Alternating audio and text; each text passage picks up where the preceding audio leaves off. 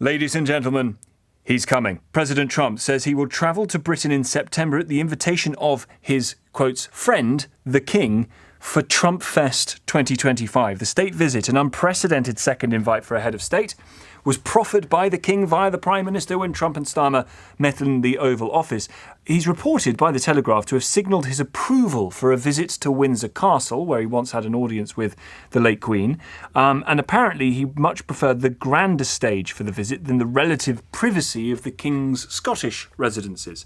So I think it's fair to say he's going to make quite a big play of Trump Fest 2025. We've obviously been here before with him having the red carpet rolled out. But is it in our interests to fawn over him like this? Is it going to make him more approving of the United Kingdom when it comes to trade deals or indeed dropping the tariffs? Front page of the Times today says that Trump is going to keep the substantial tariffs on the United Kingdom of 10%. Will this state visit change his mind?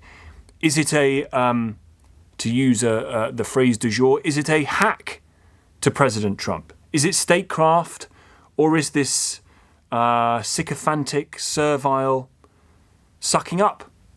0345 6060 973. Would you protest Trump coming to the United Kingdom? Katie McFarland is the former Deputy National Security Advisor to Donald Trump in 2017. Thanks for coming on the programme.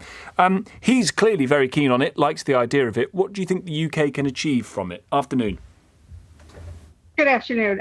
The most important thing for the UK and really for the US in this relationship is to get a new bilateral trade agreement. President Trump has said, we're renegotiating every one of our trade agreements. A number of countries have come forward. It's better to do it sooner rather than later. And as I understand it, in talking to my friends who are in this Trump administration, Great Britain is one of the top 3 or 4 countries that we are already in negotiations with. And I would add to that, in the first Trump term, we really went quite a long way towards having a US-UK free trade agreement, but then our politics got in the way of it. It didn't happen. President Biden had different priorities. But the priority, I think, of President Trump is to get a trade agreement, get many new trade agreements, but Britain would be at the top of the list. And why not take advantage of the fact that he's an Anglophile? Sure. But there are some people, Katie, who in this country say that the manner in which we have gone about rolling the red carpet out for President Trump, who has views that a lot of people in this country completely despise, is like sucking up to him. Look, we're your greatest trading partner. Do you really want to jeopardize that?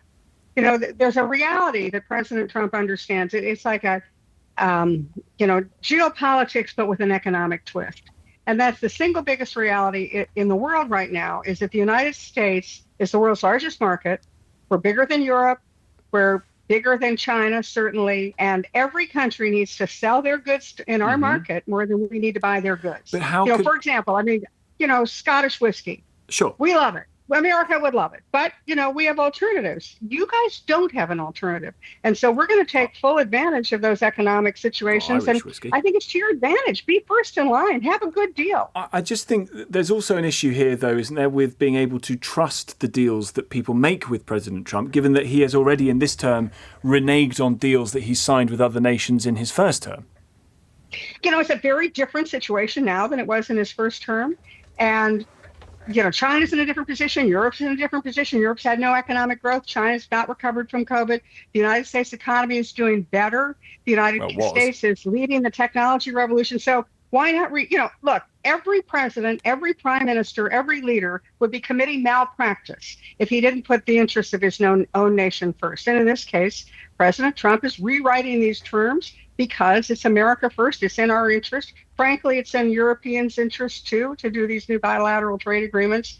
So, it really is up to you. We can live without it. You probably can't. Even if it means, from the UK's point of view, changing standards and possibly even lowering them in some areas like food and moving away from the European standards on those things.